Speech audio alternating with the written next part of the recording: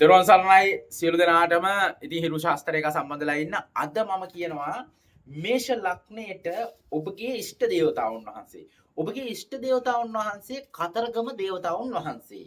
එතකොට ඔබ පුළුවන් නම් කතරගම දේවතාවුන් වහන්සේ උදෙසා පුළුවන් නම් වත් පිළිවත් කරන්න. ඔබට පැලඳිය යුතු මැණික් වර්ගයේ නිල් මැණික් පුළුවන් නම් සූනියන් යක්ෂයාට සහ සූනියන් දේවතාවුන් වහන්සේ උදෙසා වත් පිළිවත් කරන නියමිත පුද දුන්නොත් ඔබට හොඳ ප්‍රතිලාභ ගන්න පුළුවන්.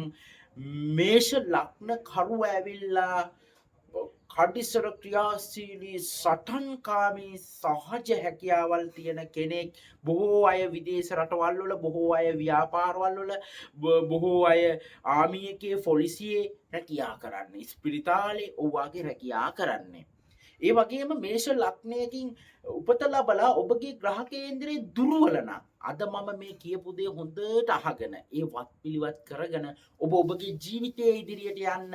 මොකද ඔබට ඔබගේ ජීවිතයේ තිබ්බේ වාහන, දරුවෝ, විවාහ ජීවිත, ආදර සම්බන්ධතා, රැකියා නැති වුණානේ 2018 කියන කාලේ, 2019, 20, 21, 22 කියන කාලේදී ලග්න ඔක්කොටම මේ වගේ විපත්ති පොඩ්ඩක් ඇති වුණා. මොකද ලග්න 3කට විතරයි ගිය අවුරුද්දේ සුබ තිබ්බේ. ඉතින් මේ අවුරුද්දේ ලග්න 6කට සුබ තියෙනවා. ඒකට මේෂ ලග්නේනවා. ඔබගේ මේ වර්ෂයේ අය 14ක් අය කරන්න පුළුවන්. ඔබට උපයන්න පුළුවන් 14ක් වැය 3යි තියෙන්නේ. ඔබගේ උප්පත්ති කේන්දරයේ ග්‍රහ පිහිටීම අනුව ඔබගේ සුබ අසුබ බලා ඉදිරියට යන්න.